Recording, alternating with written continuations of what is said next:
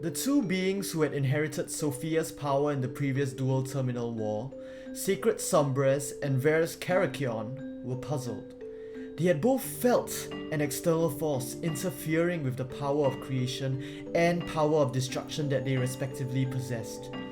Worried that it might be a sign of Sophia's revival, they each decided to visit the sacred tree in order to seek out the truth, resulting in a chance reunion after many decades.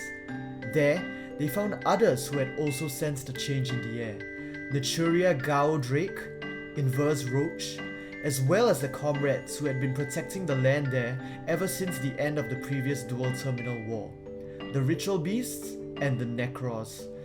Believing that the sacred tree had something to do with the strange phenomenon, Sombras granted Gaudrake a part of her power of creation, transforming him into protector beast of the sacred tree, Gao, while Kerykeion did the same with his power of destruction and Roach, transforming him into Versbutte, the Exiton Glimmer Knight.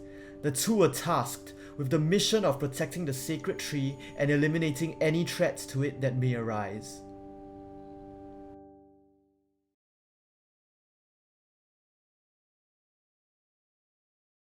Bidding farewell to the others, Sombre sought to awaken a new power that would be able to save the planet from crisis. She visited various points dotted around the planet where the flow of life energy was the strongest.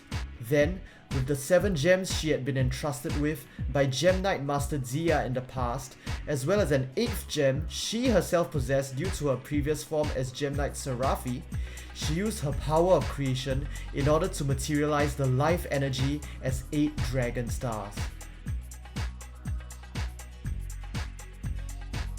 By materializing the life energy that had originally come from Sophia herself, Sombra's true goal was to use the dragon stars in order to gain access to the Sephiroth system within the sacred tree and suppress it in order to prevent Sophia's revival.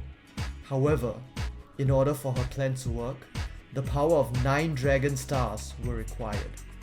Thus, seeking the materialization of the 9th dragon star, Sombras continued her journey in search of one last vein of powerful life energy.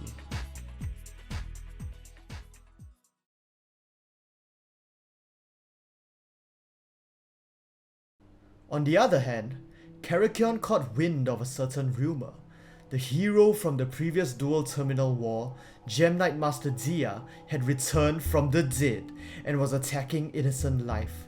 Kerykeion headed to the great wetlands of Mist Valley, and what he found was the anti-luminescent knight Kerykeion, the utterly changed figure of his old comrade in arms. No! Please! Spare me! Kerykeion possessed a fearsome power. He could steal the souls of the living, turning their bodies into lifeless vessels. Dia! Come to your senses, my friend! Aren't you supposed to be a warrior of justice? Souls, more souls. In order to prevent further casualties, Kerykeion engaged Kerykeion in battle alone, but unable to bring himself to use his full power against his old comrade, he was ultimately defeated and absorbed.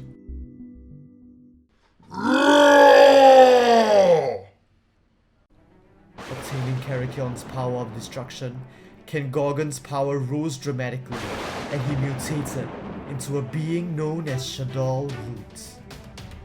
And out of him poured the Shadolls, a swarm of those who had lost their lives in the previous Duel Terminal war.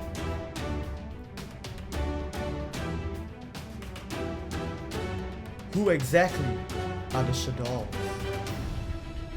After they had returned to the sacred tree upon death, they were supposed to have been reincarnated as Sophia's life forms.